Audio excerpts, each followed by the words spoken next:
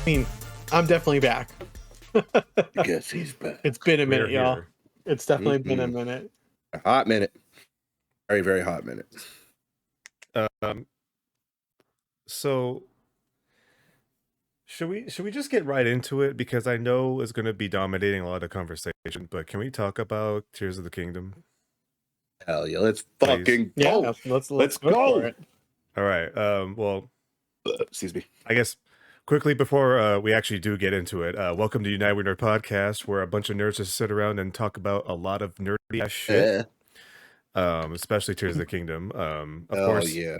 if you're watching here live on twitch.tv/United We Nerd, you can talk with us during the podcast in the chat. You can ask us questions and we will answer them. Of course, if you can't watch live, you can watch the VOD on youtube.com/@UnitedWeNerd, or listen on podcast services wherever you listen to your podcasts. Hell yeah. All right. With that out of the way, Marcelo. Yes. We were starting to talk about it before we start recording. Tell us, because me and Joel have talked about it a little bit this past weekend, but we haven't heard your opinions on it. So let's talk to you first. Tears of the Kingdom, where are you at? I will never play this game. I am the first to say I am not a fan of Zelda games. Yeah, Okay. yeah. Basically what my commentary is going to be is like, this game looks absolutely amazing. It looks like people are having a ton of fun with it, but I would be so overwhelmed with like the openness of everything, like with like the building, like with the addition of like the like I've seen TikToks where people are building some crazy shit already. And I'm just thinking to myself, I would be so overwhelmed. I would like I've started Breath of the Wild, but I've only ever put maybe like 2 hours in, which is nothing. So like you didn't even make it at a great plateau. No. Oh wow, okay. I started playing it. Yeah, like I love it from afar. I will watch people play that game all day. If my favorite content creators playing it, I will watch it 100%. I will know what's going on, but I will never do it myself, just because like I've beat Ocarina of Time, and I think that's the only Zelda game that I've ever beat on my Nintendo 64. If I even beat it, I don't even remember where I stopped off. I think, but it's just these games have always like been really. Oh, you know what? I beat Wind Waker. Okay, I beat Wind Waker. I'm trying to think about it now. I got Wind Waker for my Wii U a couple years ago, and I beat that, and that was a ton of fun. Okay, interesting. All right. Yeah, I just wanted to say that, like, because it's awesome. I think the game looks beautiful. I mean, I'm sure we would all wish that this was on a brand new high performance Switch. I'm sure it could. I'm sure those possibilities would be endless on something that had better processing power than like what the Switch is. Here's the deal though. For Tears of the Kingdom being a game that's on the Switch, what it is a fucking miracle. That it actually, like, what this game does and how well it runs for what it is a miracle. Because like you said, like the possibilities are pretty much endless in this game now. Like you have the crafting, you have Surface World, you have, the Sky Islands, everything is pretty much tangible. You have pretty much full reign over like what you can do in this world. And it's like 16 gigs. The file size is 16 gigabytes. It's like, that's nothing. Like you see all these other like were Jedi Survivor's 140 something gigabytes on my PlayStation. I had to delete half of my fucking library to install the fucking, is it Last Survivor? I can't even remember the name Jedi of Survivor it now. Yeah, Jedi Survivor. Yeah, that's something I think we should talk about in a little bit, but since we're on this Tears of the Kingdom, so that's very interesting. I mean, it's totally valid, I can understand how, like, 'cause I think Less is the same way. Like it's just a kind of like too much, of Mm-hmm. everything going on at once. That's interesting because for me, Breath of the Wild is the first Zelda game I beat or I finished. Tried playing other like Zelda games. Like I've played Ocarina of Time. I've played um, Wind Waker. I've played one of the ones on the Game Boy Advance. I can't remember which one.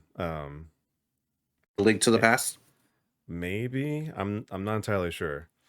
Um, but yeah, I've never been able to like get through any of those games just because I would get to like a point where I'm just like, I'm done. You know. Um, Yeah. Interesting. Yeah, and I was thinking about buying it, but I would feel bad. Like if I'm gonna buy it, I would need to beat Breath of the Wild first. Like I just feel like I would be doing a disservice to myself not beating Breath of the Wild and just and then jumping Mm. to the new one. So I mean, maybe I'll sit down and pick up. If from Breath of the Wild, I went to the Cocorico village. I remember doing all that. So I made it decently, not even decently far, but I've made it in places. But the open worldness of it, just like it overwhelms me. And it's like the only open world game that I've played where I feel overwhelmed while playing it. Like I Mm-hmm. didn't feel that at all playing games like Fallout. And I don't Interesting. know what it is. Yeah, I don't know what it is about Zelda in particular that does it, but I always have trouble with Zelda games. It's so weird, but like I am loving every minute, every TikTok, everything that I'm seeing of like people making some wild and crazy stuff on the It's so internet. wild. And Are so you like liking? I was so curious to see what your guys' experience was so far up to that point. Okay. Yeah, I've been enjoying people's TikToks too, especially the ones Mm-hmm. of the people just making F-22 Raptors and dive bombing up a goblin bases and shit like that. Or Oh um, man. Gundams. or gun, yeah, just literally Yep. making mechs in game. Mm-hmm. But yeah, sure, we could talk about it. So I played a little bit since we last talked, Joel, you and me. Um, but yeah, this is pretty much what I was hoping for the moment that they said that, hey, you're going to be able to build shit and you're be able to fuse weapons together and stuff like that.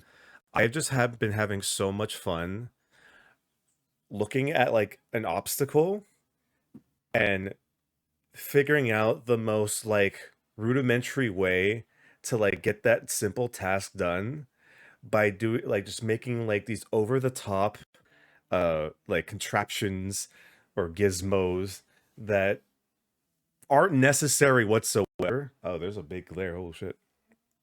Um, but I I don't know. I feel like this is like the best case scenario for a sequel to Breath of the Wild for me at least. Okay, I'm gonna fix this camera. Joel, you talk a little bit. It's funny you guys say that you beat those other games. Like I never played Ocarina of Time. I never did Majora's Mask. Never did Wind Waker. Like I knew of them. I read gaming magazines. I think I've only beat like Oracle of Seasons, Oracle of Ages, Link to the Past. That's it. I played those games. So Breath of the Wild for me was a good intro back into it at least, and very immersive. And then with this one, ever since Brian showed that trailer of them like building shit, building your own weapons, I was like, I'm 100% in. Right, whenever we get it, I'm all in. And it's super fun. And again, like you can lend yourself to the creativity or not. Like there was literally this hill I couldn't get to. I just put 4 logs and climbed them. Like that was it. Like you can be as simple as you want. I put like a little the fan that makes you go up. I put it on a treasure chest just to see what would happen. It just spun in circles for like a minute. So I just love you could be as creative as you want. And even there's a boss right in the first training area. There's a little piece of the boss that's left over. I fused that to a sword and was whacking people. And I fused a cart to a stick. I was whacking. You know, it's super fun and like it's more of what I wanted for Breath of the Wild, honestly. And Breath of the Wild, I think don't need to play it if you're asking me. It does set a lot of building blocks, but I think with the beginning of this game, it's like here's what happens. Bye bye. Let's go. Like just go for it if you're thinking about it. But yeah, it is definitely like I feel like even more open world now because we have the floor and now we have the sky. Like we have before I only worried about what's on the floor. Now I have to think about what's coming down from the sky. How do I get up there? What am I fighting? Etc. Etc. But it's awesome. I think as we're talking about this, like I sound like such a baby for like complaining about it, but I think for me it's the weapon durability. And I'm sure there's other people that agree with me, and some people will think that I'm just being a baby about it. Yeah. And I just I get attached to my inventory, so to have things that I enjoy using and then all of a sudden it's gone, it's like that would be that's probably my biggest letdown is the weapon durability aspect of it. And I'm sure I'm sure there's solutions and stuff for it. I'm sure people figured stuff out, of course, 100 times over, but I don't know. I think maybe it's a headspace thing. Maybe I need to go back and try it again. I mean, I have it thanks to Jameson. I still have your copy, Jameson. You'll get that back in a couple of years. Oh yeah, Jameson in the chat also said, "Let's talk about the war crimes against the Koroks." I've been seeing so many TikToks of people just doing fucked up shit to Koroks. Hell yeah! Oh my god. I strapped one to a cart, and he like went on a ride, like face first to an island. Did you see the barbecue one where they have a bunch of Koroks on like a thing and it's like a rotating like no, that's fucked up. It's fucked up. What you say, Brain? So I'm sending this one TikTok to you guys now, but somebody actually made an actual full-on space shuttle, attached a Korok to it, and it actually this person built it to where it actually had like the full stages of launch. So he had the launch thrusters, and then he was able to have the second stage thrusters activate and detach the first ones. Oh my god. And as the Korok is just shooting off into space. Yeah, it was the Korok space program. Yep. A lot of rotisserie Koroks. Oh yeah, I saw this earlier. I was like, how the fuck? I can barely make a car, man. I can barely get the wheels going. This guy's making a fucking stage 2 rocket. What the fuck? But yeah, it's very interesting, Marcelo, because like I feel like Breath of the Wild is a very, very fun game. But now that Tears of the Kingdom has come out, I've seen a few people mention this before, and I feel bad because I can't like mention anybody by name. But the census is that Breath of the Wild feels like it was a test for Tears of the Kingdom. Like they got all of their physics stuff down in Breath of the Wild just so that they could do what they've done in Tears of the Kingdom. Interesting.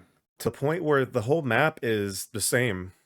It's the same map, except things have changed to like the locations, and like one area that was bright and sunny is now kind of cold and like frozen over and stuff like that, or like there are crevices because of the the castle like raising out of the ground and stuff like that. But it's just really interesting because like you can literally just like, if you've played Breath of the Wild, you can look at the map and Tears of the Kingdom, like, okay, I know where this is, and I know where this is, and then you can go to them, and then like little things have changed. It's like, okay, well, I can try doing this again and seeing if that works, and if it doesn't, you just try to figure out something else. But yeah, there's one funny story that I want to tell. So I'm just kind of like, I was venturing off to like the first village that they kind of point towards, and on my way there, there's this big hole in the ground, right? And so I look in, and there's a guy in there, and he's like, "Oh, I I drove my wagon off the road and it fell in this hole, and now I'm stuck here and I can't get out." It's like, okay, I need to help you get out. Um, and like, there's obviously like there's equipment there, like there's air balloons and there's like fans that are kind of there, and like fire emitters are there. It's like, okay, obviously you want me to use something, so I'm like, all right, what do I want to do? Well, there's this piece of like there's like a truss there, so okay, I'll put that on top of the wagon, and I'll put some hot air balloons on top of it, and I'll put the fire emitters, in the hot air balloons so I can lift up like off the ground. I'm like, all right, let's do this. Activate them. It's going up slowly, and it's getting to the point where it's like, okay, my battery's gonna run out before it gets to the top, and so I'm like, all right, let's see if I can, uh, maneuver my way up a little bit, and then I accidentally uh turn one of them off. It tilts over, and then the whole wagon catches on fire. Nice. Oh no.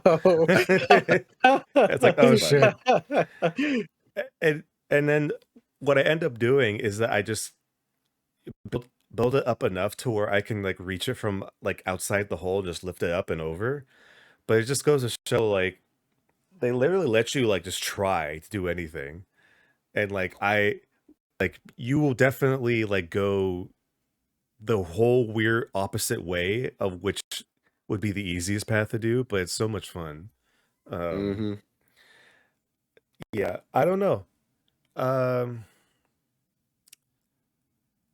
It's pretty much, as far as like what you're saying about the weapons, that's still an issue. You still have the breakable weapons and shields and stuff like that. It's mitigated a little bit by you being able to fuse stuff to your weapons. Anything. Literally anything. Anything. Can I use a jar of mayonnaise? I mean, if you found them. Have you seen the TikToks of people fusing a minecart onto their shield and using it to sport on rails? Yep. Yep. I saw a really funny one like that too, where they like put like 90s ska music over them grinding on rails. You see the bomb with the shield? It looks like a ton of fun, guys. Like, it just looks like being able to like make your own choice and do the adventure in your own way just seems like so much fun. Mm-hmm. And it really is. It's like, I know, especially for you, like sometimes time can be like a thing. Mm-hmm. So like Tears of the King was really a game where not necessarily have to commit like time to it, but it's like you have to commit to the fact that you'll be playing this game for a long time.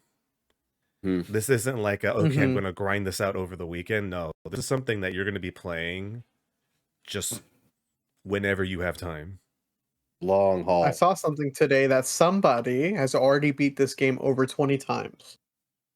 Oh yeah, there's the people that try to see if they could just run to the end. And it's possible. It's still possible.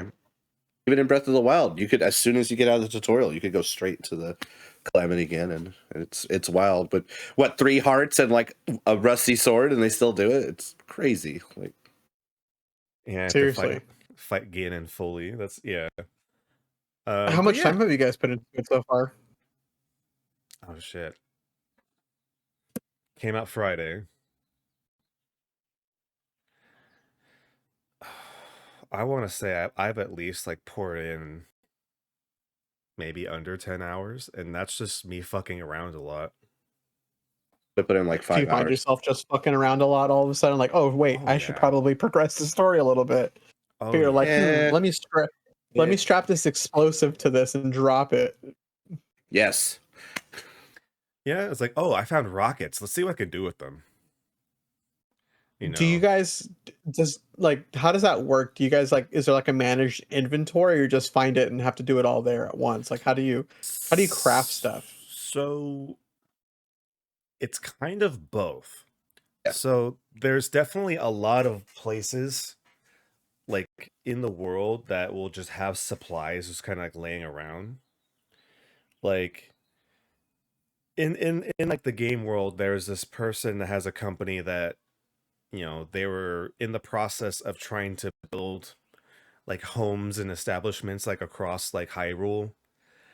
And so because of what happened, you know, that's been paused. So there's a lot of just kind of like areas that have like Like materials. stuff. Yeah.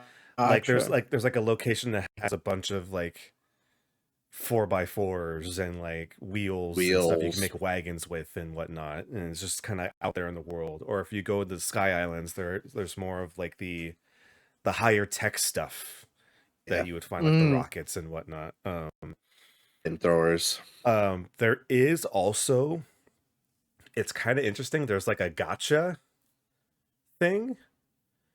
And I only say gotcha because it's literally in the shape of like one of those gotcha like capsule ball things. Yep.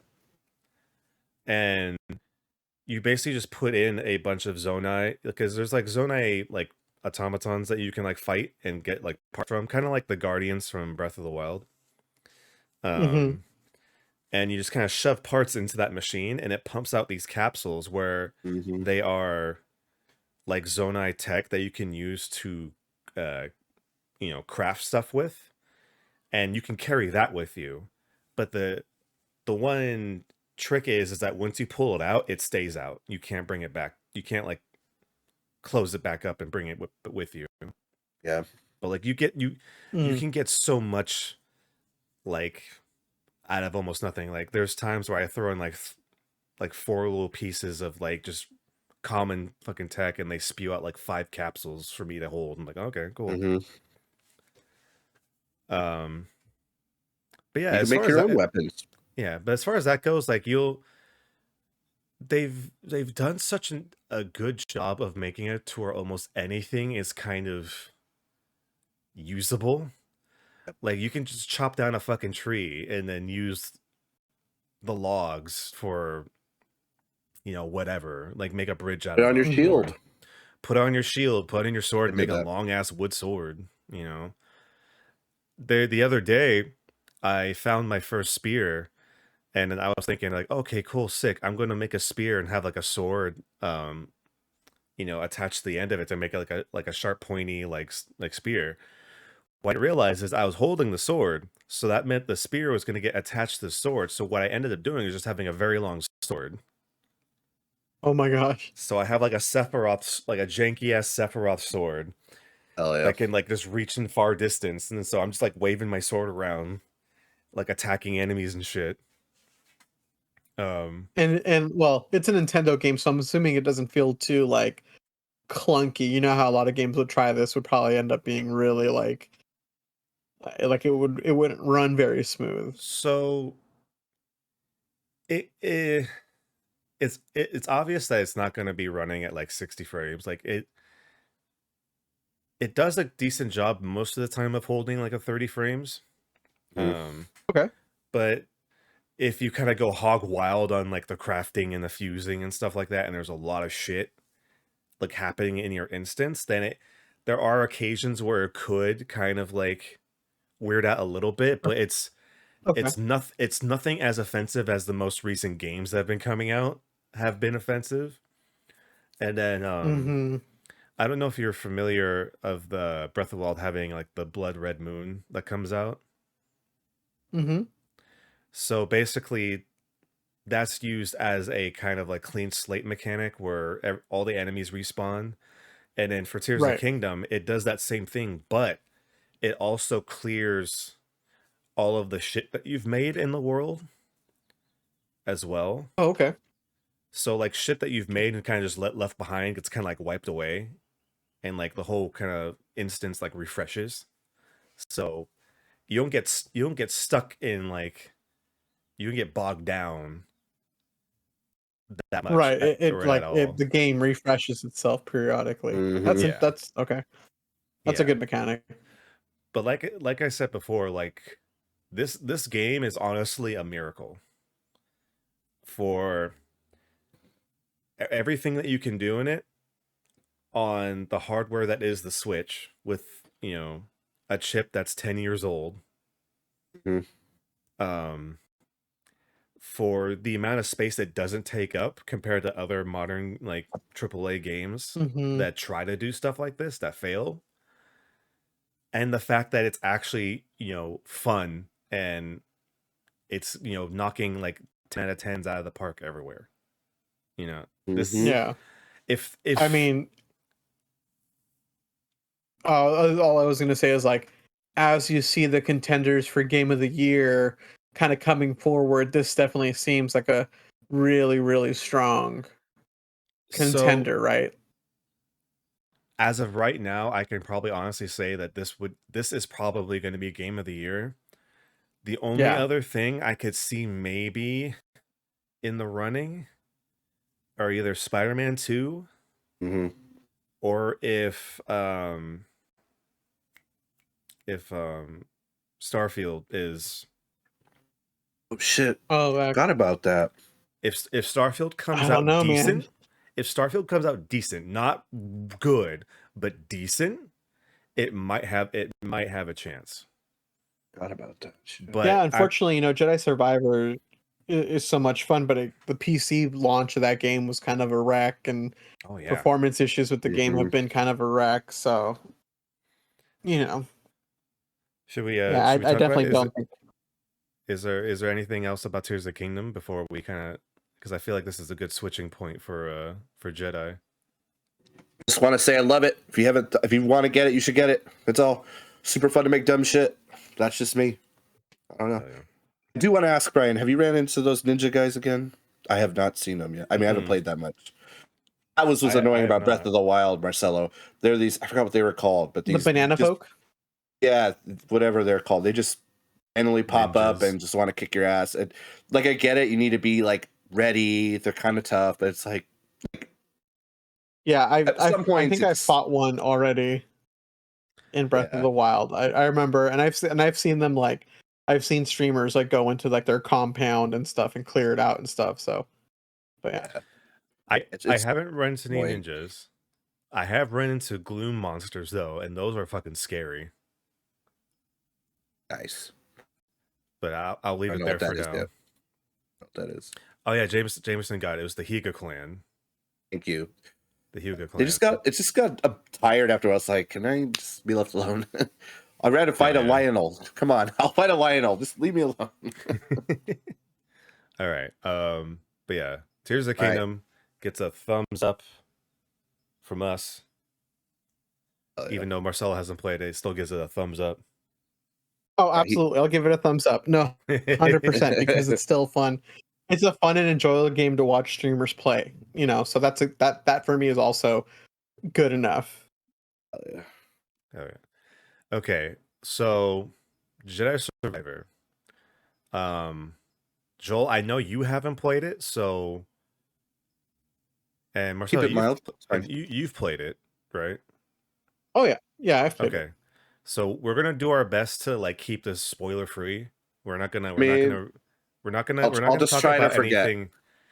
gonna talk about anything like story related. We're just gonna talk about just like how the game plays. I'll just talk about big picture stuff for you. But for me, real quick, kind of my big bullet points. Cal Kestis is probably one of my favorite Jedis. I think he's a contender for probably my number one favorite Jedi in the whole universe. And I'm so happy he's a canon Jedi because I want to see him in the live action anything because I love his character. And you know, what's the guy's name? What's his name? It's not Patrick. Cameron Monaghan. Cameron Monaghan. What is it? Cameron Monaghan. Cameron. I mean, just the fact that it was like, yeah, man. Listen, let me tell you. But okay, here we go. His character development from 1 to 2 has been really good. It's great. Good to hear. It's such a fun story, Joel. It's such a fun story. And I haven't even gotten that far into it, but I just know that it's building up to something that's going to be a ton of fun. I mean, I'm sure you've seen the trailers with him like using a blaster. Like, a Jedi using a blaster as part of his stance. Like, that's huge. Like, but it changes the dynamic of the gameplay so much. I love the stances that are available. Ton of fun. Yeah, it's been good, man. It's been having a lot of fun. I mean, what about you, Brian? How have you been with it? You've been enjoying it, or? So, I mean, what you said, I agree fully. Like, this cow is like leaps and bounds, like different and like in a good way, you know? Like you could tell that the character has like progressed like throughout the, because I think the time frame between Fallen Order and Survivor are like 5 years. There's like a 5 year Mm-hmm. gap That's a long between. time. So he's been doing like shit, you know, since then, and so like you can tell that that's kind of like, you know, changed him a little bit. Like he's getting more like, you know, entrenched in like It, the fight against the Empire kind of shit, you know. it's like it's very like he's seen some shit type of dark. Like Hmm. he's like oh God, what's the word I'm thinking about? He's in it for the fight, baby. Yeah, he's all in on defeating the Empire and stuff, you know. So yeah, I mean, my biggest issue with the game, you know, like anybody can talk about the performance, and you know, we saw some really weird stuff with Fallen Order or whatever. Like, you know, the game wasn't perfect, it didn't run perfect. Neither does this game, right? But like, fuck, what was it again? Like now I can't remember because I had like an issue with the game, and it must have been something with like. It's not annoying animals, is it? I heard they're not back though. I heard there's not annoying goats you got to fight and shit like that. No, there is. There's some annoying There's new animals. creatures, but they don't feel as like the normal creatures don't feel as tough as they did in Fallen Order. God, those goats, man. Like shit. There are legendary creatures though that'll kick your ass though. Oh, perfect. Yeah. Just They'll like two shot Odyssey. you. Yeah. Ready. Yeah. Yeah, now I can't remember what Story, my complaint character, was. customization. Was it the map? Yes, the map sucks, dude. The I map is can't. not good. The map is not better. Worse than one? The It's almost exactly the same as one. it's so I don't know how to read the fucking map, dude. Like, Yeah. Little context for those who don't know, in Fallen Order, you had like a 3D map you can kind of move around. It wasn't very intuitive, wasn't very good. So for me, that's kind of disappointing. But The only thing they really did to the map is that they added a feature that you can turn on where it shows your backtrack for like a little bit. So there's like a trail that shows where you came from. So at least you kind of know like where you just went. Okay. But it's still like a Kinda cool. confusing mess of like layered like graphs and bullshit. it's so hard to read. The only like saving grace I'll say is that at least there's like more fast travel options. Oh, thank God. Yeah, so like you don't have to like actually go if you're doing like the collectibles hunting like at the end of the game, you don't have to like traverse every single portion of the fucking map. You could just Hated that in Fallen Order. as long as you find a meditation point, you have a fast travel spot. Dude, that was so annoying. Let me go through this duct again 3 more times. Come on. Yeah. But yeah, as far as like the story, I'll just say that I kind of told you a little bit on Saturday, Joel, that this definitely, and I'll tell you this, Marcelo, that I definitely feel like this is like the Empire Strikes Back of the Jedi series. It is darker than Fallen Order. It has a lot more personal weight to it. Like the story compared to Fallen Order felt like, you know, it's like, you know, it was the Order 66, you know, all the Jedi, you know, either died or hiding, you know, Cal is trying to like just like live, he gets found, and it's this whole like the Empire's hunting him kind of thing, where I mean, that's still kind of happening because it's still Star Wars. But Survivor is a lot more smaller, more personal story. Like this is Intimate a more to Cal. Yes. Like they do actually a good job of actually not trying to have outside like other Star Wars events influence this story for at least for Survivor. So it felt nice. It felt nice that we were able to just kind of like, okay, this is just Cal. You know, we're focusing on him and his friends, and like the struggles he's going through in this game is the only thing that matters at this moment. Asked Marcelo, but I have to ask again if you guys changed. Did you give your Cal a mullet? Not yet. No, he's still the base. I haven't done anything like that yet, but I've seen, I love like Randy Savage, fucking Cal Kestis. Like it looks so funny. It looks so good. Apparently there's an achievement. It's where you have to give Cal the mullet and the handlebar mustache, and once you get the crossguard stance, there's a move where he actually just like boots somebody, and apparently it's an achievement to kind of like I forgot what it was called, but it was called Roundhouse. Oh my gosh! Or like Roadhouse. Damn it! So he's just missing. He's missing just like a tank top and a pair of blue jeans. Yep. A white beater. But yeah, I kind of told you I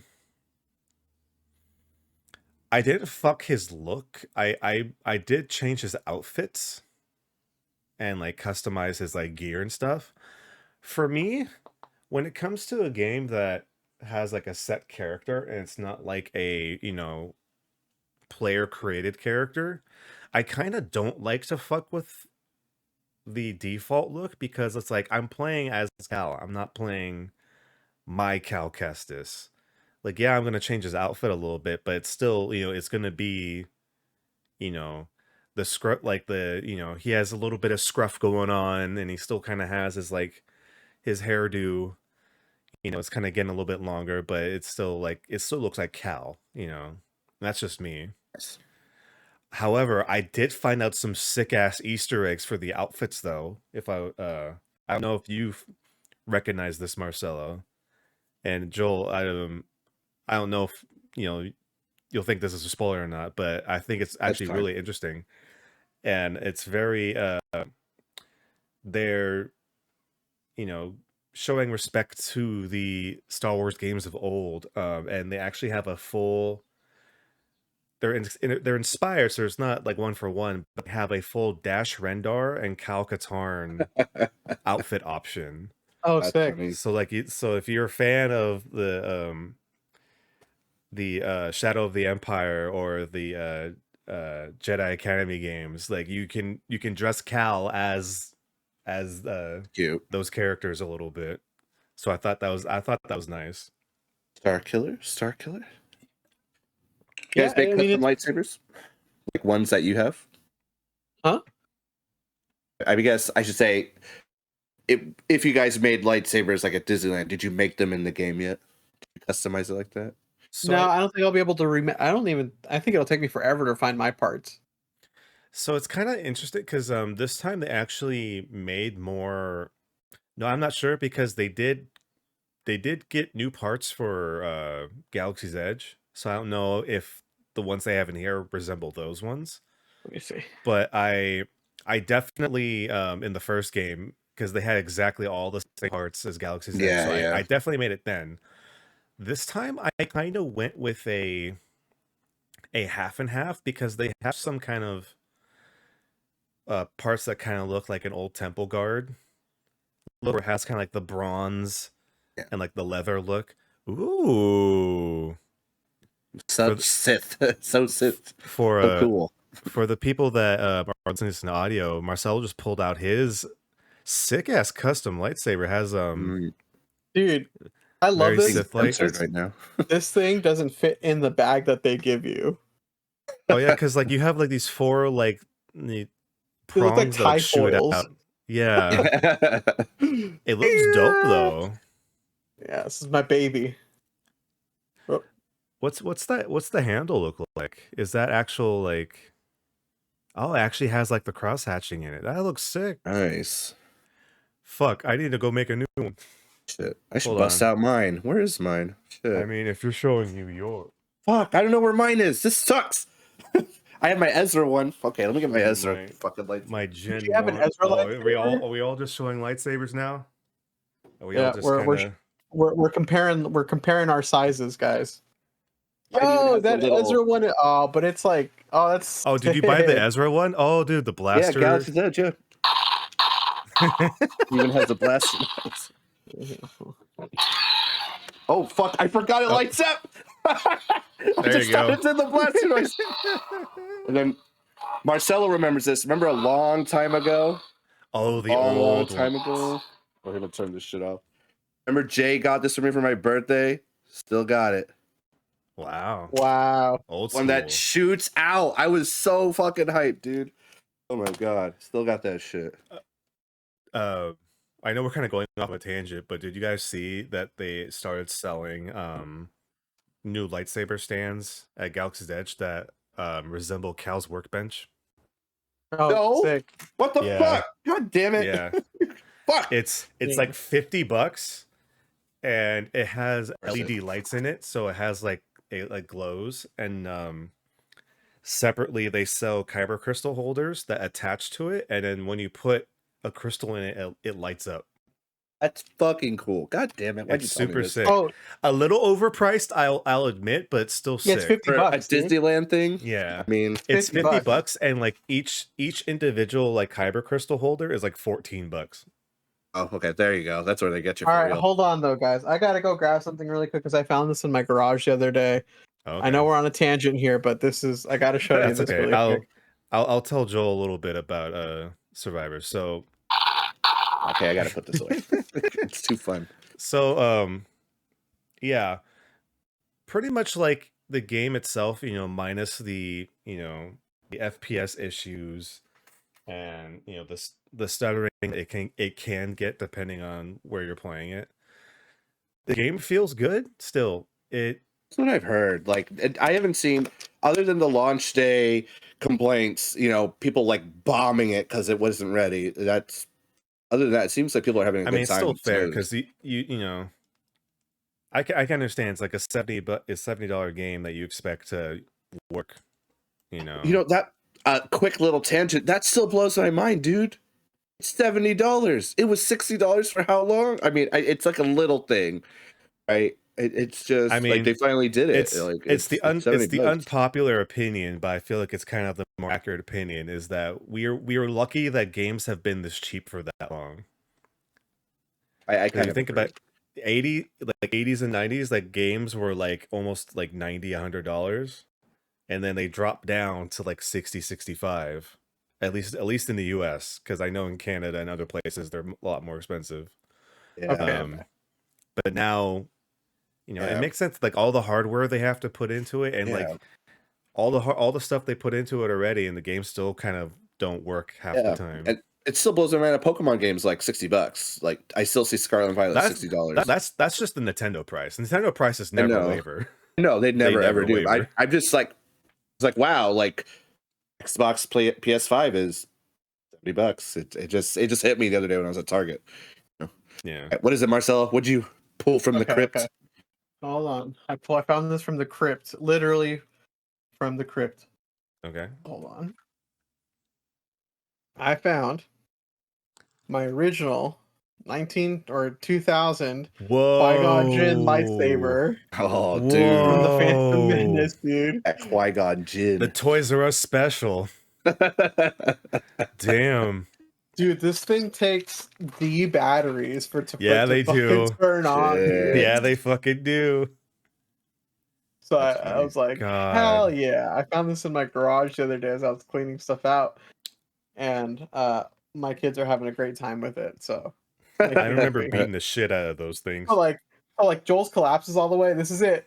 That's it. Dude, I can't wait till they make the one where it goes all the way up and down. I'm sure they're working on it right now. But... remember when we thought that was sick? It was like, oh man, it goes down almost all the way. You gotta like swing it out and like I do it with this one. Took a second. Anyways, how old are we? On the topic of Star Wars, guys. I've been talking to you guys kind of offline, but I've been reading the Thrawn series. And it's really great. I am struggling a little bit with the second book. I'm listening to it on Audible because I cannot stand Anakin and Padme's, like, the voice actor for the way that they're reading Anakin and Padme's voice in fucking Alliances. Okay. I'm just like, oh, I can't get into this. Like, well, I mean, because like when you already know that they like there are people that do voice those characters, I kind of understand that it's kind of weird. Like Mark Thompson's a very good, like Audible like Good. reader, like voice actor and stuff like that. But it's like I can understand that you hear him doing characters that already have voices. and I'm just like, oh boy. But other than that, these stories are amazing. Thrawn was such a fun book. So really good. Such a good story. I was totally into it. So I can't wait to finish the trilogy. Now you know why I'm so excited. I know. Exactly. I'm gonna try to get everything done by the time we get to Ahsoka. And I finished Rebels. Oh, nice. Damn. Or I finished Rebels. I was trying to remember. Just want to ask you, Marcel, really quick before I have something else I wanted to ask you guys. But what did you think of the World Between Worlds? There's an actual name for it. I didn't know that. But what did you think of that concept the first time? I thought it was interesting. The Force itself is now so fleshed out. Like, there's so much to it. Like, there's fucking, like, what was it? Like, with Clone Wars, wasn't there, like, people that, like, Yoda trained with or something like that too, that were Masters of the Force? I like the Force creature in, like, season 3 of Rebels that, like, helps Ezra and what's his name? Andu something? Mando. It's Bendu. Yeah. There you go. Like that all that kind of stuff is super interesting. Light, dark. I'm the one in the middle. The Bendu. Oh man, that was epic. I'm the one in the middle. I was like, oh fuck. Shit. Yeah. I'm glad I went back and finished Rebels because I had told you guys that I just wasn't into it at all. First season, I don't blame you. It's hard. After that though, it's pedal to the metal, like good shit. Like, I love learning about, like, Sabine and all that shit she did, and then all the stuff with damn, too many characters. Bo-Katan. Oh yeah, you get kind of like a little bit more perspective on the Mandalorian now. Yep. Be like, Bo-Katan, what the fuck happened? Yeah, seriously. So no, yeah, I've been pretty into Star Wars stuff the past couple of weeks, just reading and watching Rebels and stuff like that. So, oh yeah, you like Star Wars? No. I also want to say, did you guys check out the book that led up to Survivor? I forgot there was like a prequel book. I haven't checked it out yet. I purchased it on Audible, but I haven't read it yet because I'm still in the process of reading or listening to Thrawn Ascendancy, the second book in that trilogy. I plan to though, because from after playing the game, I can probably see that a lot of those 5 years is what happens in the book. Yeah. Like everything that leads up to where we start off on. Yeah. Cool. But yeah, Star Wars Survivor or Jedi Survivor is I've had a fun time with it. I've played it on my Series X, so I haven't had too many issues with it. Of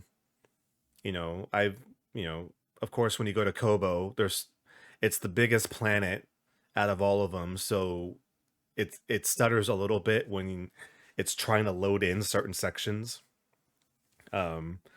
There's a cantina that you frequent on that planet, and the doors have to load, like the doors are like shut and there's like blinking yellow lights, and it's because what's on the other side of the door is loading in. Yeah. It's trying to fucking process all that shit. So I don't know. For me personally, I just kind of, unless if it's like making the game unplayable, I don't harp on it too much.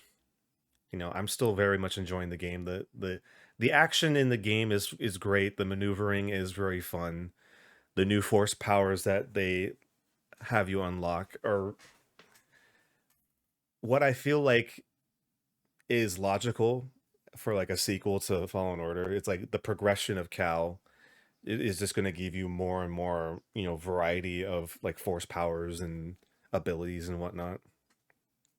Yeah, no, it's been really good. You can really the dynamics of the game are really different depending on your play style. Like I mean, I primarily have just been like with the double bladed. Just I love the Double crowd Blade's control for really that. good. Really good. It's really good. Uh, and then I love the quickness of like the dual bladed or of the where you dual wield. Yeah. But It's interesting. I tried dueling for a little bit, but I kept getting my ass beat. I was having such a hard time like pairing with the dual blades. I told Joel this, but I do love how heavy the crossguard feels. Because they're just holding a big two-handed sword, so it makes sense to how heavy it should be, and I just think it's really cool how you can like just switch over to it, and then like Cal's maneuvers like fucking like swinging like he's gonna like hit a home run with his fucking lightsaber. right. Oh, and about customization, Marcel, I didn't know if you noticed that you can actually change the angle of the crossguard. Yeah, you can like. Mm-hmm. Yeah, that's sick. Yeah, I thought that's that super was cool. a nice surprise. But yeah, you know, despite all the bugs, like I do hope that they do kind of like fix it over time. That way I can kind of go back and like, see how different it would be if it like ran a little bit smoother. But like, are you running it on performance? What are you running it on? I'm running on performance just because, I personally would rather have it perform better so that the combat feels feels as smooth as it can be. Yeah. For me personally, that's just because I play a lot of Devil May Cry and performance really matters in Devil May Cry. With like the combos and stuff. Oh yeah, like timing's everything for like any kind of like combat like this. So I just put on performance, just kind of like hope for the best. And just It's been have some fine. fun. I think I'm just It's been used to it fun. now, so it's like I mean, I caught some really funny screenshots from Fallen Order, like with like the Chewbacca fur was just awful in Fallen Order. Like they look sickly. It was so funny. Yeah, I remember that a lot. But like I said, it's still fun. If you like Star Wars, it's a fun time. Let's see. What else has been going on? Oh, we did just I know it was like a few weeks ago, but we did pass through Star Wars Day. Speaking of Star Wars, yeah, hell yeah. I did not know that they were showing Return of the Jedi in theaters until it was too late, and I'm very sad. Oh no! Because Return of the Jedi is one of my favorites. So I'm kind of bummed that I missed the boat on that. But I did make a Lego run. And boy, oh boy, did I spend a lot of money. I did want to show you guys one thing, though. Let me see if I can get it. So, every year for Star Wars Day, Lego, has little incentives, right? It's like, oh, you purchase a certain amount and stuff like that, or if you're like a VIP member. So this year, for VIP members, for the 40th anniversary of Return of the Jedi, they made a special edition Death Star 2 coin. Nice. That's pretty cool. And it has a little display over it, and then you pop it off, and then it has whoa, that's cool. like the actual like Death Star. It's a pretty nice coin too. It's pretty thick. A pretty thick boy. There's Lego Star Wars on the back of it. Death Star 2. Death Star 2, baby. 2 of 3. I'm fully operational. But yeah, did you guys do anything special for Star Wars Day? I let the kids watch The Phantom Menace. Oh, how'd that go? Nice. It's all right. It's still a little politically for them for them to sit through it a little bit. So I just watched the scenes that I wanted to watch. So I skipped to like the pod racing scene, and then the scene at the end with Darth Maul, and I was having a good time with it, you know. But we're building up slowly. They're slowly getting exposed to that type of stuff. Was that the first Star Wars movie you showed them? Yes. Yeah. Okay. Just so I had this really funny conversation because I did start A New Hope with them. Mm-hmm. I was like, this movie's from like 1977 or whatever, you know? It's not that bad. Cut to fucking burning bodies of aunt and uncle, like Uncle Owen. A little crispy. Just a little crispy. I was like, oh, I forgot about this. Like, I forgot that they show like their burning bodies. I was like, oh. So I picked Phantom Menace because Phantom Menace was definitely more of a kid friendly movie. You know, yeah, it's got Jar by Jar. comparison. So, you know, I'm like trickling it in a little bit. I think I'm trickling it more in with music than I am with movies because I'm just listening to the music that I listen to. Mm-hmm. And so like, which I listen to a lot of metal music in the car. So like the other day I caught the kids doing this. Hey. which is really funny. Headbangers there. Metal drone. Yeah, dude. But no, I didn't really do anything else for Star Wars Day. Honestly, it was just like another day. I wanted to see if I could get my hands on that, like the Darth Vader Star Destroyer. Oh, But yeah. I don't even see if it ever came out on sale that day. I thought it was supposed to be released that day. No, they mainly just kind of release a lot of like Return of the Jedi stuff. Oh, did you get your Trench Run? The Trench Star Destroyer Lego set? I didn't get that. I did get the throne room and the speeder chase on Endor. Nice. I grabbed those. But it did come with like a mini X-Wing kit and a like little tiny model Death Star too, which is sick. I haven't built it yet. I built the throne room and that looks really sick. I think all I did was just play Battlefront with you, and of course, quote the movies. That's like, right. We did. We did play some Battlefront that day. Was everybody playing Battlefront that day? Oh, the lobbies were full, man. They were full. That must have been nice. We didn't have to wait long, which was nice. And it's still fun, dude. I know. Like I said, it's on stream when we stream that. Like, for all like the shit that Battlefront 2 got before it came out, I felt like they kind of turned it around and made it like a really great game. They did. So I really do hope that a Battlefront 3 is on the horizon.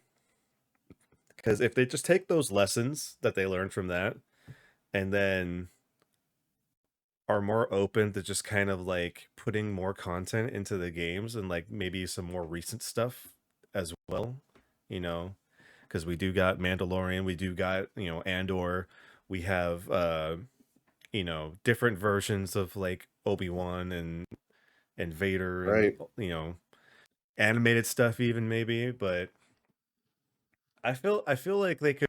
I feel like a 3 is possible, and I really do want to see it because I had so much fun playing with Joel. It's fun, man. It was great. It was fun. I wanted to watch Solo again, but I didn't get to it. Maybe I'll make time to just watch it again. No, I'm kidding. It was a good movie. It was all right. There's gonna be no Solo slander here. It's a good, fun movie, man. It's a good, fun movie that got horribly placed in the mean, timeline. Yeah. We won't get Solo 2, that's for sure. Nope. Maybe on Disney Plus in 10 years. Oh, I started watching Rogue One again too. I fucking love Rogue One.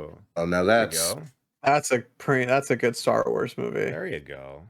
All to explain one detail, and they do it so well. Yep. Such a good movie. I did start watching Visions. Oh, yep, I'm with you on episode 5. Good stuff. Episode 5. Really good stuff. I think I watched up to episode 3. I haven't watched any more since. 5 is I want to. 5 is good stuff. It's all good. 5. Ooh, it's very Sith heavy though. I know Joel, you mentioned that the other day when we were talking. Very Sith heavy. They are tangoing and dancing with the Sith, but in a great way. It's maybe we'll talk about Mando a little later too with this, but we're getting Sith perspective, bad guy perspective more, which we need, right? We've had a lot of good guy, Skywalker, save the day shit, but it's good. Like the way they portray the Sith too, it's just dope, I can't wait to see what they do with the rest of the series. Marcel, did you finish it? No, I think I stopped after episode 5.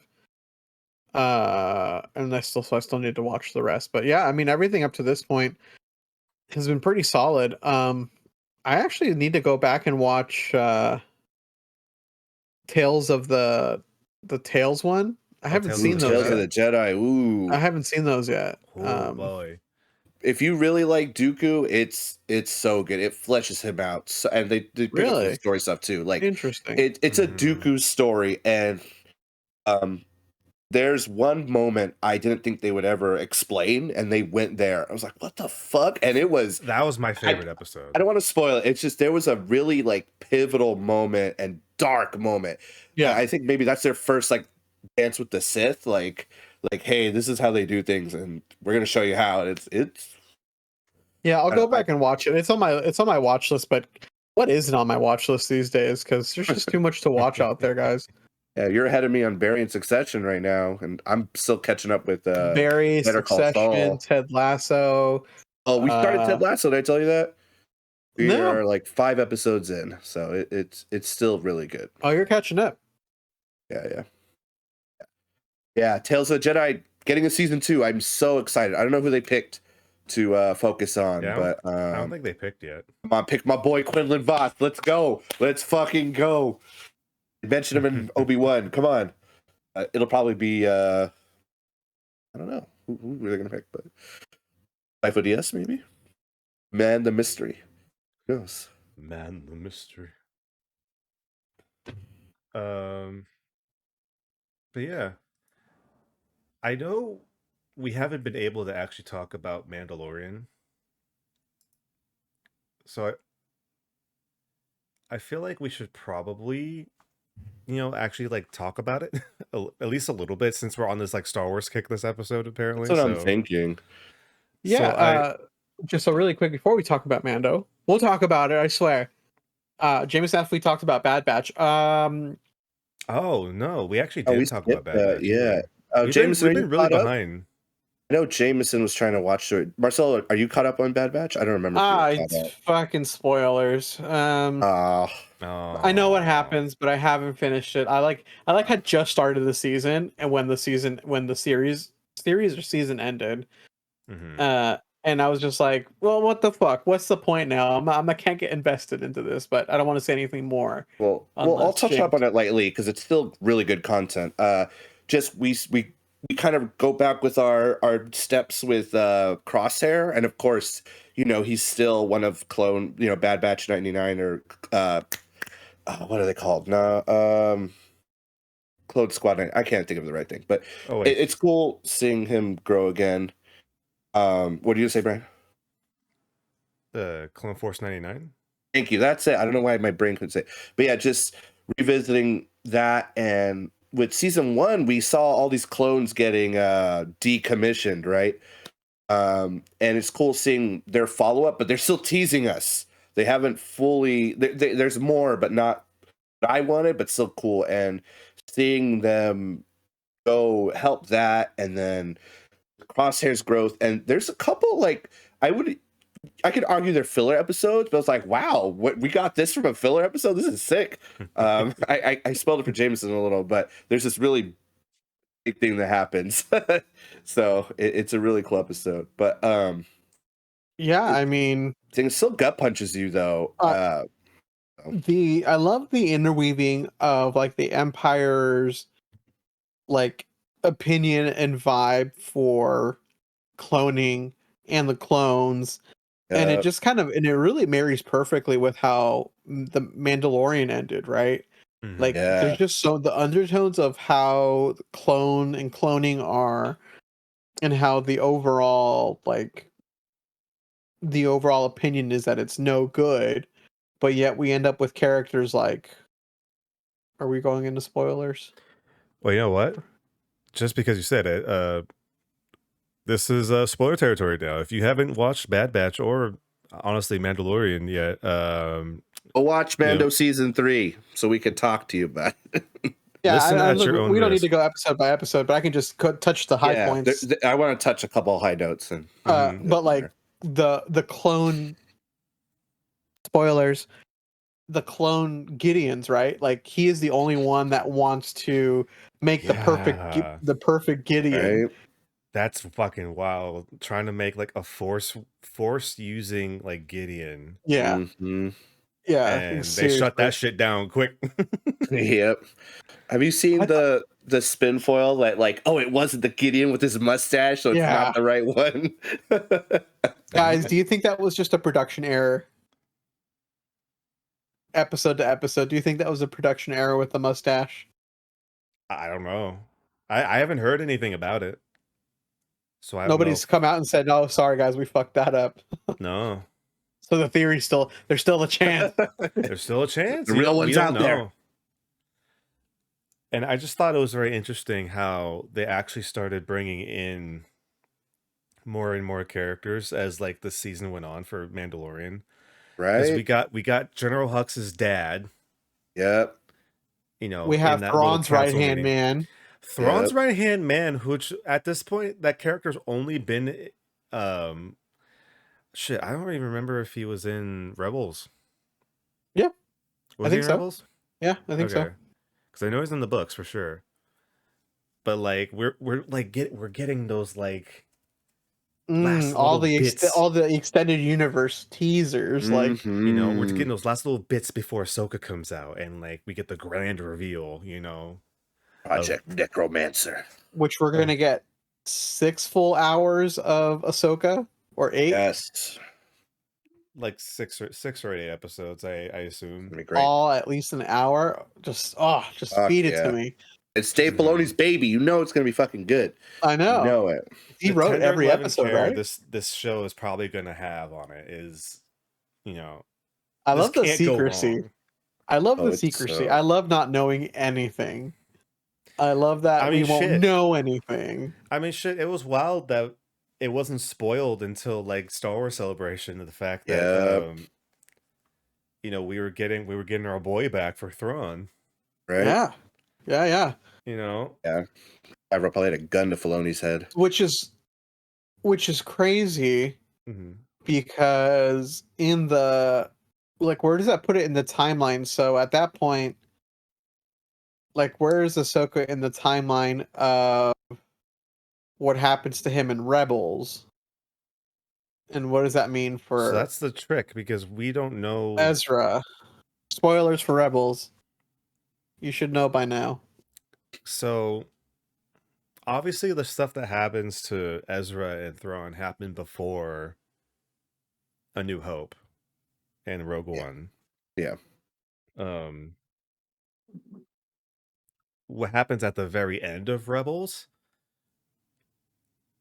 from what I've been hearing, is the assumption is that anything that happens right now during Ahsoka, at least at the beginning of Ahsoka, is happening in between that time.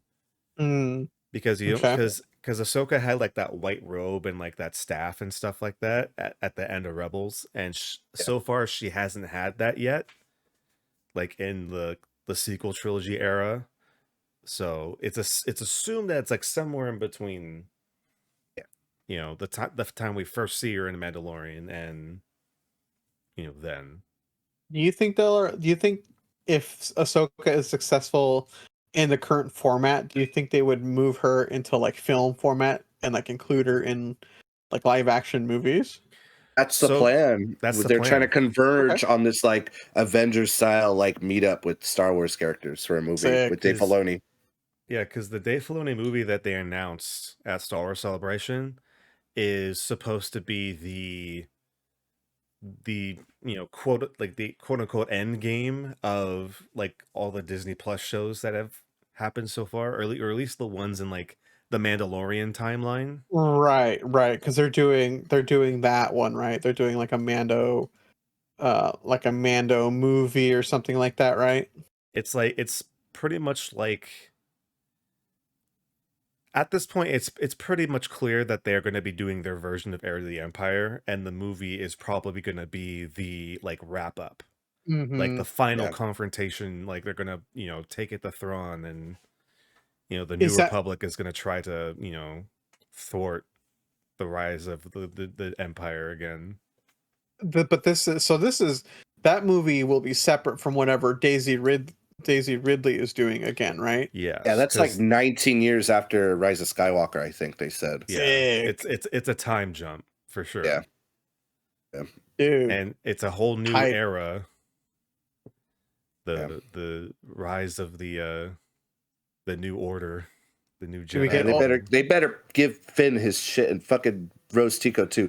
And speaking of New Republic, I just want to shift back. I wanted to put it out there. Very divisive episode was the episode with we're looking at the Imperials who are getting like reintegrated to society, which I thought was pretty cool. We've never seen that in Star Wars. Just like, hey, we're actually, the New Republic is actually trying, right, to help people. And then we had the spy, right?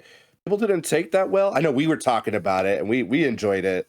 Just thought it was funny. Like, just cool. Like that people that the episode was boring. Yeah. I mean, we got action. I thought it was like a really good spy episode, like a good spy movie. A lot of people were saying it's like, oh, this is filler. And it's like, I mean, it's not though. It's like yeah, the show's called The Mandalorian, but there has to be like plot for the Empire. This was like an Empire episode. Literally, those two episodes set up the last episode. Those two characters in that one episode set up the rest of the season and what the whole fucking idea was. I thought it was a great episode. I thought it was well done. I don't know. People be tripping sometimes, man. So I do. There is a small section of like fans that were kind of like not with that episode because, like they kind of look at the lens of like, oh, the New Republic, was the rebellion. They're supposed to be the good guys. So like, what's the deal with all this like weird like that they're using? Bureaucracy, and like they're using old Imperial tech to kind of like reinstitute like people back, like ex-Imperial officers back into society. It's like, oh no, yeah, this was a torture device, but now we're using it for therapy. Kind of. Hey thing. man, nobody didn't not say that the New Republic was a piece of shit either. So I mean, where do you think the First Order came from? It's because people were too up in their ass about filing papers and shit. Yeah. I mean, like if like the New Republic were never the good guys, right? Like the Empire, was like the extreme of it, but the New Republic is just an offshoot of the Empire without the fucking like evilness, like without the Sith. Like the senators are all still, mostly corrupt. Like, I don't know. I guess that's just how I see it. That it's like taking a piece of shit and spray painting it gold. It's still shit, like. But it's like it's just like the current state of the U.S. political spectrum. You said it, but I mean, it shows like because you see the character of Captain Teva, who's like, hey, we should be fucking doing something. There's some weird shit going on. And it's like, oh, we don't have the manpower right now. You kind of have to, do your things. Like, no, fuck this shit. I'm gonna get these Mandalorians to go fucking do it. Oh yeah, do it under the table. And we got so much Mando action with Din, with Bo-Katan, with Death Watch. I mean, for me, I was hyped all the time seeing them with their jetpacks and doing shit. even the intro to the series, they fight a fucking giant turtle, and then Mando comes in his N1 and shoots it. It's goofy, it's silly, it's great. Like, I mean, it's like, all right, I know what we're getting this season, right? They're just spoon feeding us greatness. Quick shift though to jetpacks. I know we talked about it, Marcelo. One of my gripes with the whole series. Yeah, I'm with you. Axe Woves, right? He's the hero. He jetpacks from Mandalore all the fucking way up to the cruiser they stole, which is kind of hilarious. I'm just like, for real? Like, this guy's got enough fucking coaxium for fucking a million Mandalorians. Biggest red herring. There was reasoning. We figured out what it was. It's just that one, Paz Vizsla, was also like 200 fucking pounds more than fucking Axe Wolf. and they were just running on some ragtag ass gear, dude. They didn't have like mercenary high tech fucking jetpacks or whatever. At least that's the reasoning I gave. It was still wacky because he's like, I'm out of fuel. Which is like, come on, man. I don't want to see this in a Star Wars thing. We have a limited ammo and fuel in Star Wars, guys. Hey, man. Vizslas need to run on fucking pure diesel fuel, man. Get those twin turbo engines. The fucking they gave him a good Warriors ending, I gotta say. It's just another Vizsla that Bo-Katan left behind. He did go out fighting the fucking the Praetorians. Yeah, that was a good fight. The first rendition of the Praetorians. Yeah, right. Dude, the way that episode ended was insane. Like, pan out body just and then dart and then like credits, and it's like, fuck. Yeah. What about kids show? Remember? Like with the red herring of fucking the armor, man. Everybody was like, "Oh, she's sus. She's so sus." Like, oh, the armor is sus. Fucking actual Wolf is sus. Yeah. What was her name? Sasha Banks' character. Mercedes' character. Yeah, I can't remember her name. I thought she was sus. The dude from Breaking Bad was sus. Like, everybody was sus. Like, it was so funny. And then literally nobody was sus. They were all heroes. Mm-hmm. They all fought for Mandalore, and now they got their planet back. I thought it was cool where they save his son Ragnar, Vizsla's son. He's like, I don't know. What a name. Right? Fucking but he's Ragnar, like, dude. Speech where they're like, should we help He's like, yeah, he saved my son. I was like, yeah, that's my boy. Fucking save him. He's just Mandos. What kind of name is fucking Ragnar, dude? I don't know. It's fucking like, I know Star Wars has a lot of weird ass names, but who in the right mind would name their fucking kid Ragnar Vizsla? Din Grogu. Din Grogu. Din Grogu. It's Clan Din. Fucking IG Grogu. That was funny. I actually thought that was really funny. No. Oh, man. But Grogu, took what he learned from Luke and fucking he leveled up.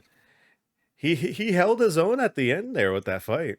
Yeah, he did. Hopping around. Saved Din a few nice with that nice little ward of dawn with the fire. He's just protecting everyone. Oh my god, Joel, really? How much fucking power a fucking baby just holds back a whole bunch of cruiser fuel exploding. Yeah, he's gonna be tired for 7 days. Yeah, man, they Rogue One that base with the fucking. They fucking did. Holy shit.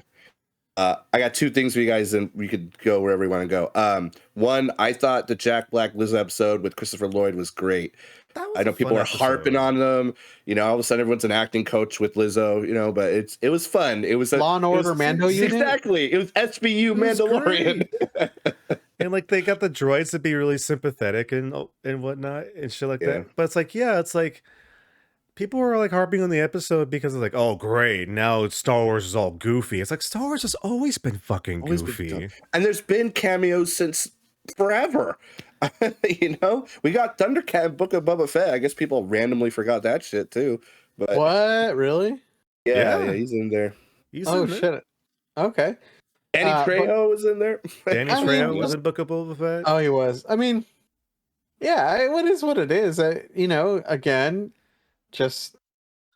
But it's it fit because they were what? They were the kings and queens of their fucking city. And it was a very posh, everybody didn't have a care in the world kind of environment. And it's they're going to be a little goofy. Yeah. It's Jack Black. They're just a little, eccentric and little eclectic, but that's okay. I mean, the ending was still good. I love that fucking Christopher Lloyd was a Dooku sympathizer. Like that was a cool twist. Dude's 90 years old, still doing it. You know what I thought was really interesting? When they were at that shipping yard and they had all like the B2 battle droids.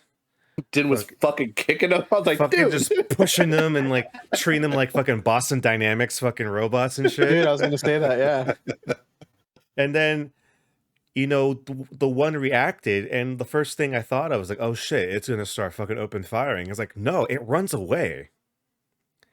Like it knows it turned into some like weird some iRobot kind of situation. Like it like got afraid and ran away. And like it made you feel sympathetic for something that was like a fucking killer in the prequel trilogy. Mm-hmm. Roger. The ending, I felt like if they wanted to stop, they literally did like the little zoom in on Grogu, you know, happy, you know, Din's on a chair, he has his own place. Like I feel like that was like taking a break for a long time. Or if they wanted to stop, you could stop right there. It felt very final to me. I don't know about you guys. I think that definitely was like a sign from Dave Filoni. It's like, okay, you know, Mando is gonna just like chill here on his, you know, his property. You're gonna sip his space lemonade, and now we're gonna go over to Ahsoka, and we're gonna hang out with her, and then, you know, if somehow they figure out like how that, you know, New Republic show was supposed to be, maybe they'll make something of it. We're gonna get like Walker Texas Mando. Maybe who knows? But yeah, I think we won't be seeing them at least for a little while. Like at least until like a lot of this Thrawn stuff starts to kick in. Yeah, and like it becomes like their problem. Like they're gonna just hang out and like, you know, do whatever. And then like once Thrawn actually like becomes like an issue for like the Outer Rim and shit like that, then that's when Mando gets kind of picked back up. Or like maybe like Boba Fett, you know, has a run in, and then like Boba Fett's like, hey, we need you on Mos Espa. Ride the Panther. I need you to increase my viewership.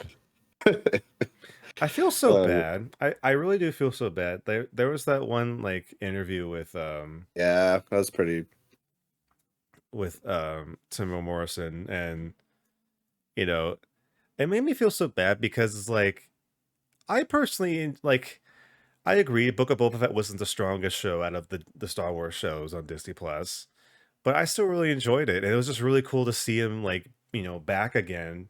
And how like excited it was. So it's like that year at Star Wars Celebration for when like Book of Boba Fett after came out. Like everybody was so fucking like excited to see him.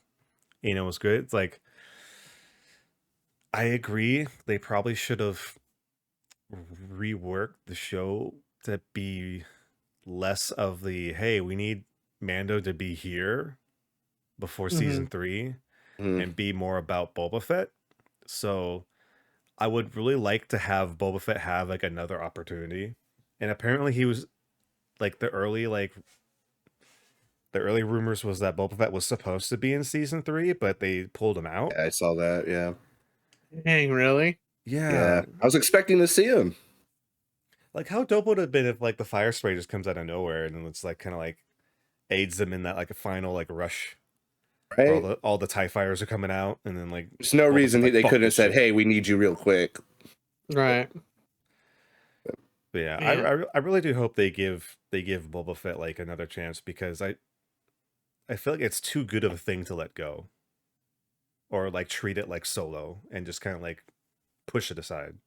You know, we'll see. We'll see. Well, who knows when we'll get another season of Mando or different Mandalorians. They hinted that the Mandalorian could be about not just Din. It could be whatever Mando shows up. I mean, shit, we're getting another Mando in Ahsoka with Sabine, so... Hell yeah. Hell yeah. Hell yeah.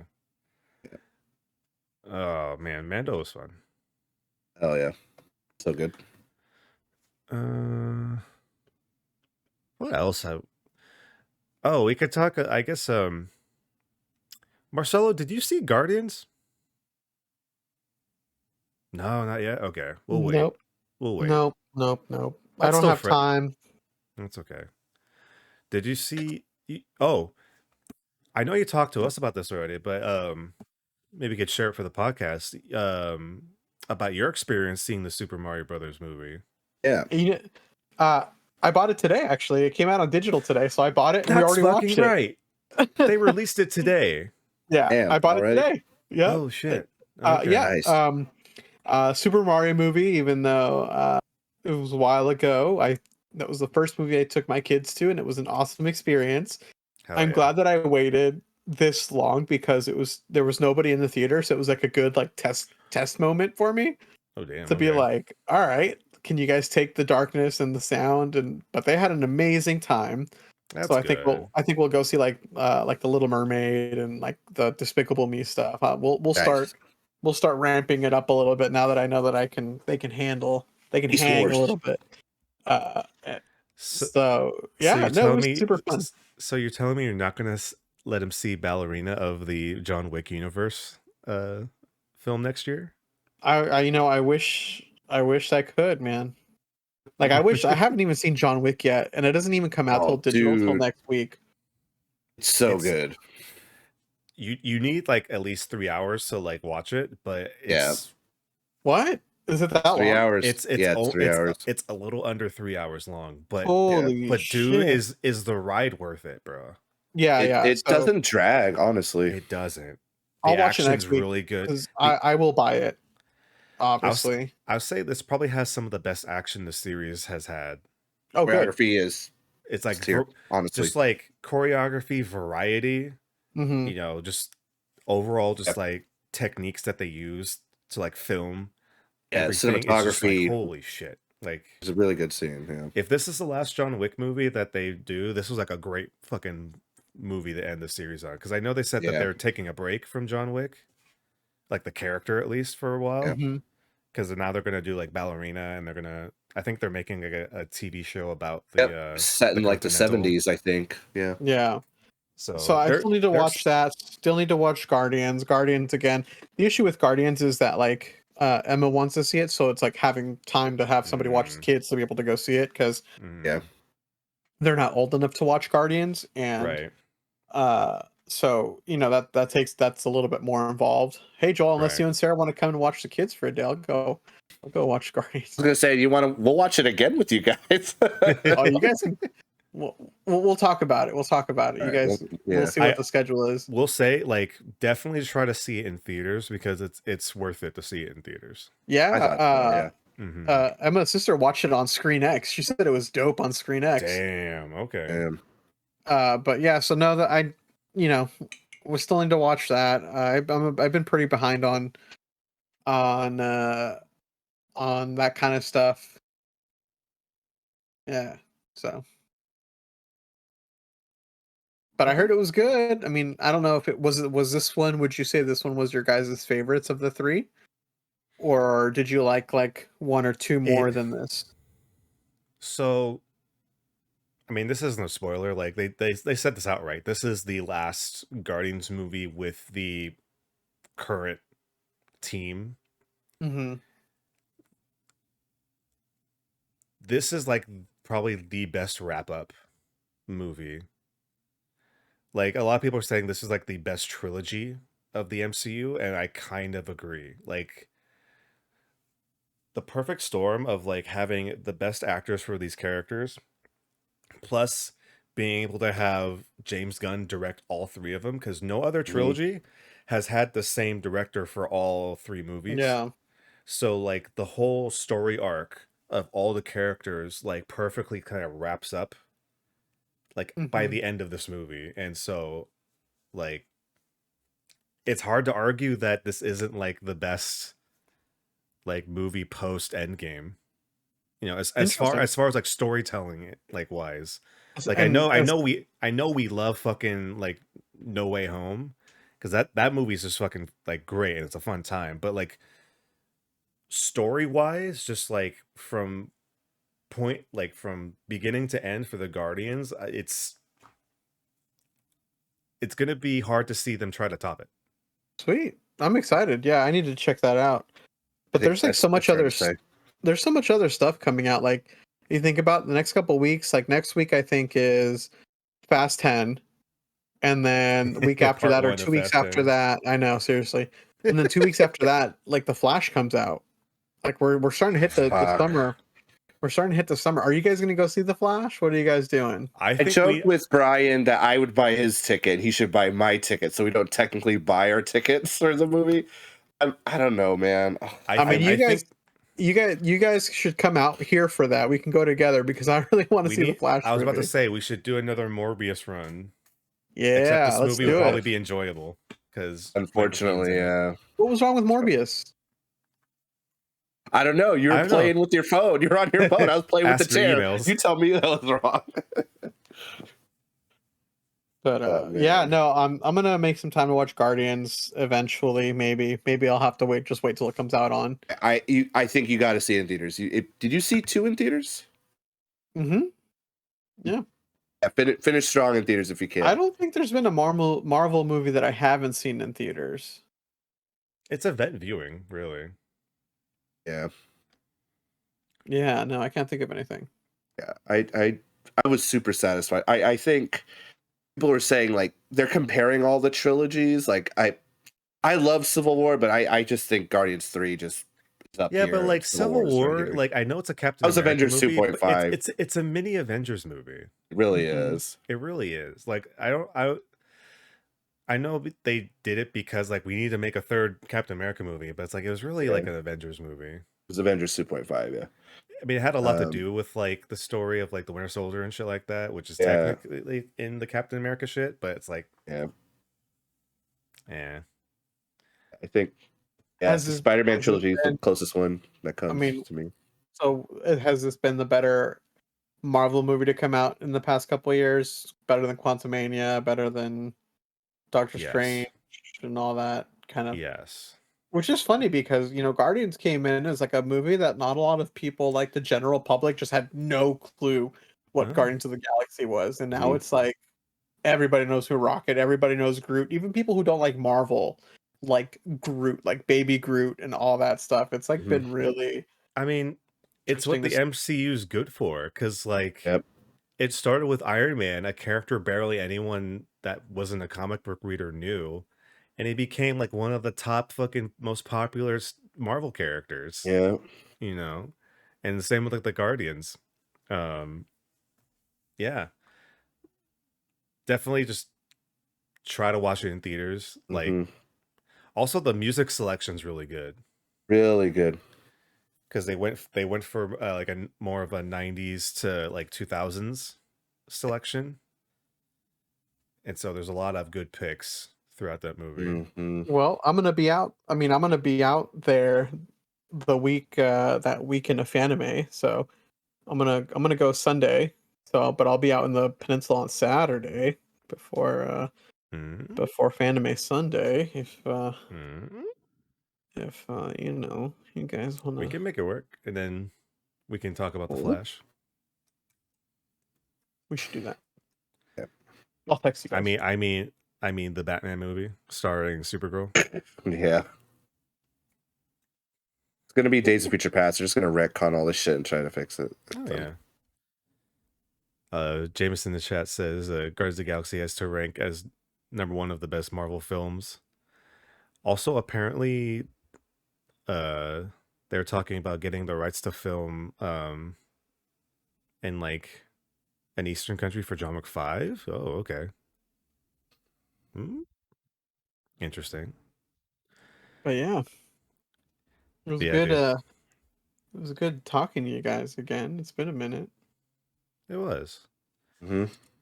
It's good to get back into it because I know we had a lot going on like at separate times and on a lot of juggling around schedules, but we got it. Yeah. We were able to get back this time. I know. And talk about Mando. And talk about Mando finally. We got it in there, guys. We got it.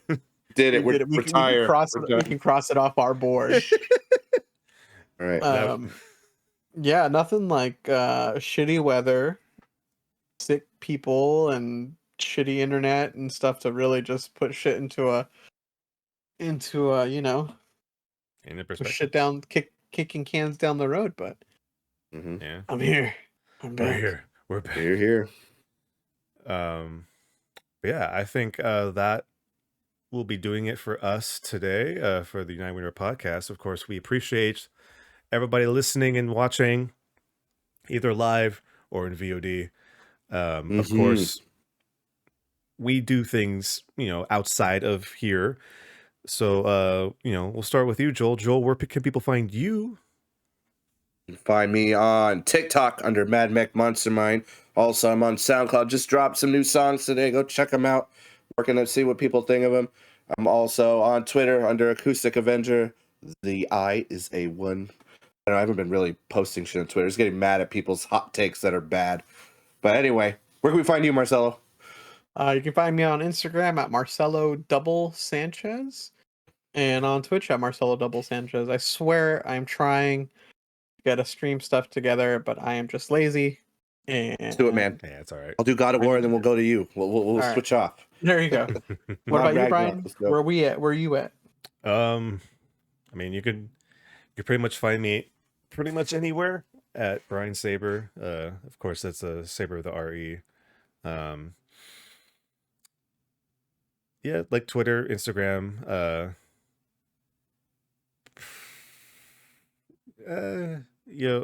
I feel bad because I do have a Twitch.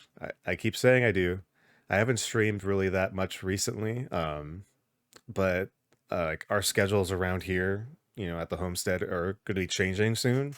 So maybe that will give me some more free time to stream more again. So if you want to, watch out for that, you can always go look at twitch.tv/Brian Saber.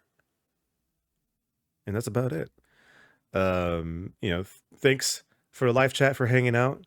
Jameson, I see you there. Thanks for hanging out with us.